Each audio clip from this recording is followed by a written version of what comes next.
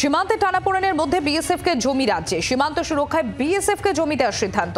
জমি দেওয়ার সিদ্ধান্তে শিলমোহর রাজ্য মন্ত্রিসভার। করিমপুরে 0.9 একর জমি দেওয়ার সিদ্ধান্ত রাজ্যে। বিএসএফকে আউটপোস্ট তৈরি করতে জমি দিচ্ছে রাজ্য। জমি নিয়ে রাজ্যের ভূমিকা নিয়ে প্রশ্ন তোলে এর আগে বিজেপি। পদ্মাপাড়ে নৈ রাজ্যের মধ্যে সীমান্তে পরিকাঠামোয় বাড়তি নজর রাজ্যে। সীমান্ত টানাপোড়েনের মধ্যে বিএসএফকে জমি রাজ্যে সীমান্ত সুরক্ষায় বিএসএফকে জমি দেওয়ার সিদ্ধান্ত। জমি দেওয়ার সিদ্ধান্তে শিলমোহর রাজ্য মন্ত্রিসভার। করিমপুরে 0.91 একর করিমপুরে 0.9 একর জমি দেওয়ার সিদ্ধান্ত রাজ্যের। বিএসএফকে আউটপোস্ট তৈরি করতে জমি দিচ্ছে রাজ্য। শ্রেয়সী গঙ্গোপাধ্যায় আমাদের প্রতিনিধি রয়েছেন আমাদের সঙ্গে। শ্রেয়সী, একেবারে দেখো, আজকে মন্ত্রিসভার যে বৈঠক ছিল সেই বৈঠকে কিন্তু এই সিদ্ধান্ত হয়েছে। আমরা দেখেছি যে গত কয়েকদিন ধরে কার্যত বাংলাদেশের যে উদ্ভূত পরিস্থিতি তার পরবর্তীকালেই কিন্তু এই রাজ্যেও বিভিন্ন যে বর্ডার এলাকাগুলো রয়েছে সেই বর্ডার এলাকা নিয়ে কিন্তু রীতিমতো সমস্যা হয়েছে। কখনো দেখা গেছে যে সেখানে কাটা তার দেয়া ঘিরে সমস্যা তৈরি হচ্ছে, এবং কখনো দেখা গেছে যে কোনো মানুষ তারা বাংলাদেশ থেকে এপাশে আসার চেষ্টা করছেন, তাদেরকে আটকানো হচ্ছে। এই ধরনের যাবতীয় নানান রকমের পরিস্থিতি তৈরি হচ্ছে। এখন সেই জায়গা থেকে দাঁড়িয়ে বিরোধীদের একটা অভিযোগ ছিল যে এক্ষেত্রে সীমান্ত যে কাটাতার বা সীমান্ত সুরক্ষা নিশ্চিত করার জন্য কাটাতার দেয়া বা যাবতীয় এই সমস্ত আউটপোস্ট ইত্যাদি তৈরি করার জন্য প্রয়োজনীয় যে জমির দরকার সেই জমি কিন্তু রাজ্য দেয় না। কিন্তু কার্যত দেখা গেল যে আজকে যে মন্ত্রিসভার যে বৈঠক হয়েছে সেই বৈঠকে কিন্তু নদিয়ার করিমপুরে কিন্তু আউটপোস্ট তৈরি করার জন্য সেক্ষেত্রে বিএসএফকে সেক্ষেত্রে 0.9 একর জমি দেওয়া হলো। অর্থাৎ কার্যত রাজ্য সরকারের পক্ষ থেকে যে ব্যবস্থা নেওয়া হচ্ছে সেখানে বিএসএফকে এই জমি দেওয়া হচ্ছে মূলত আউটপোস্ট তৈরি করে, এবং সেটা যাতে নজরদারি অর্থাৎ সীমান্ত সুরক্ষা যাতে সেটা বাড়াতে সাহায্য করে সেই জন্যই কিন্তু কার্যত এই সিদ্ধান্ত নেওয়া হলো।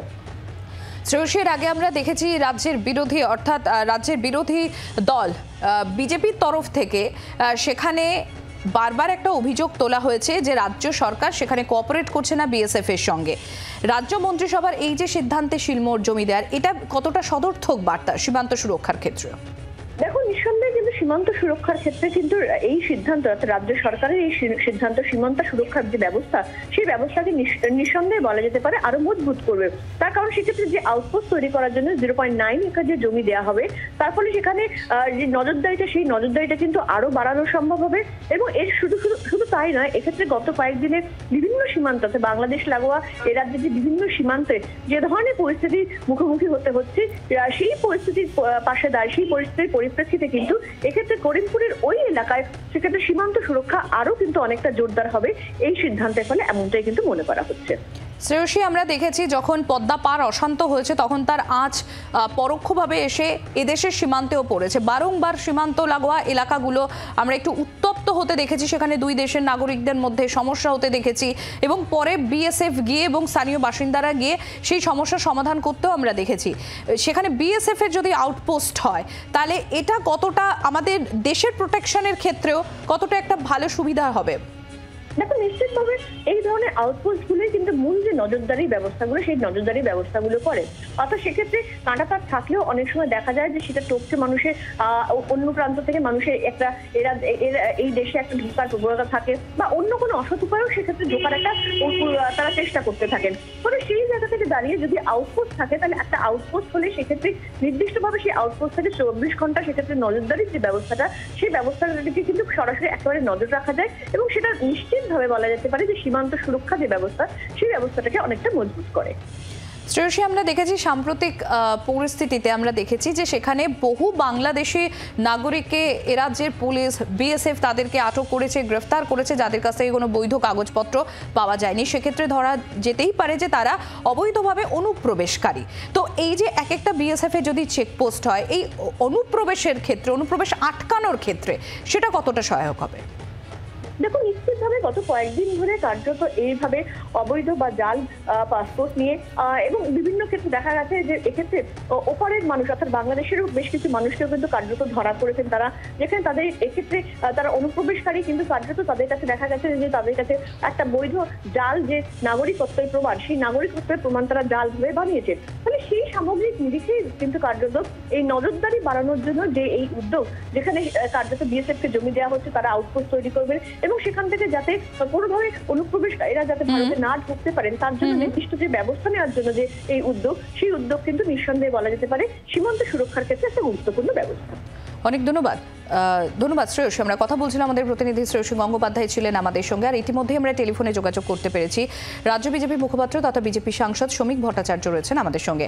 শ্রমিক বাবু, সীমান্তে এই যে টানাপোড়েনের মধ্যে এবার বিএসএফকে জমি দেওয়ার সিদ্ধান্ত রাজ্য সরকারের, রাজ্য মন্ত্রিসভার বৈঠকে এই সিদ্ধান্তে শিলমোহর পড়েছে।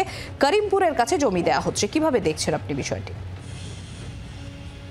আমাদের সঙ্গে বাংলাদেশের 2200 কিলোমিটারের বেশি একটা পোরাস বর্ডার আছে এবং সেই বর্ডারে অধিকাংশ জায়গায় ওয়াটার বডিজ আছে।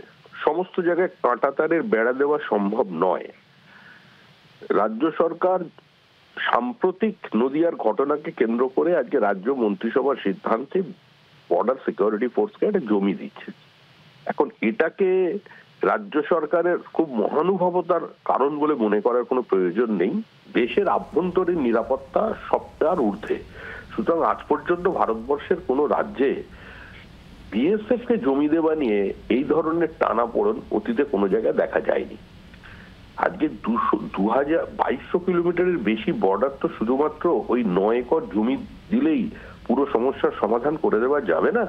রাজ্য সরকারকে এগিয়ে আসতে হবে এবং এ বিষয়ে রাজ্য কেন্দ্র সংঘাতের পরিবর্তে বিজেপি তৃণমূল সংঘাতের পরিবর্তে সমন্বয়ের প্রয়োজন আছে। যুক্তরাষ্ট্রীয় ব্যবস্থার কথা চিন্তা করে আভ্যন্তরীণ নিরাপত্তার কথা মাথায় রেখে যে কোনো মূল্যে আমাদের এই সিদ্ধান্তকে কার্যকর করতে হবে। রাজ্য সরকার যদি এইভাবে এগিয়ে আসেন এবং পুলিশ বিএসএফ যদি যৌথ উদ্যোগে আজকে সীমান্তের দায়িত্ব তুলে নেয় নিজেদের হাতে এবং একই সঙ্গে যদি রাজনৈতিক ঐক্যমত্য থাকে জনসচেতনতার মধ্যে দিয়ে, তাহলে নিঃসন্দেহে যে পরিস্থিতি আজকে আমাদের সীমানার ওপারে তৈরি হয়েছে সেটাকে নিয়ন্ত্রণ করে ফেলা যাবে।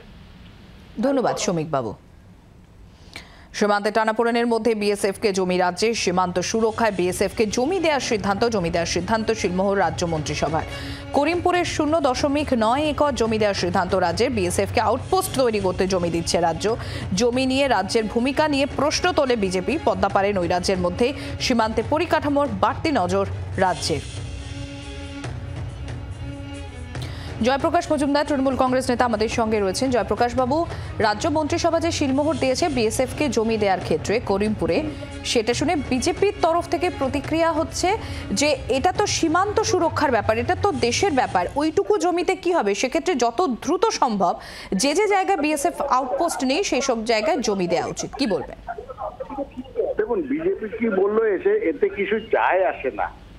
বিজেপিকে এই রাজ্যের যারা বিজেপি তারা এতখানি বাংলা বিরোধী, পারলে পুরো বাংলাটাকে বিএসএফ এর হাতে তুলে দিতে পারলে থাকে। কারণ বিজেপি তো আর ক্ষমতায় আসতে পারবে না কোনোদিনে, তাদের জীবদ্দশায় এই রাজ্যে 100 বছরের মধ্যেও ক্ষমতায় আসবে না। তাই জন্য বিএসএফ কেই পুরো পারলে বাংলা যেন দিয়ে দেয়। ঘটনাটা হচ্ছে যতখানি প্রয়োজন ততখানি হবে। সীমান্ত সুরক্ষা তো তাদের দায়িত্ব।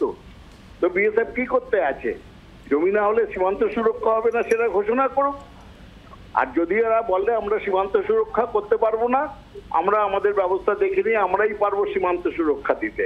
যদি পারে অমিত শাহ দপ্তর বলে দেয় যেন যে আমরা সীমান্ত সুরক্ষা দিতে পারছি না, আমরা অপদার্থ, তাহলে আমরা সেই ব্যবস্থা করে নিতে পারবো।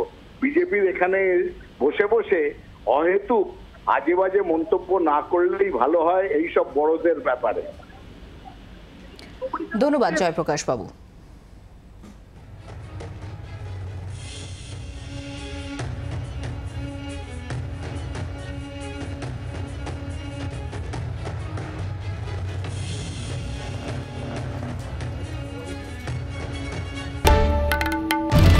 বাংলার আওয়াজ, বাঙালির আবেগ, জি 24 ঘন্টা।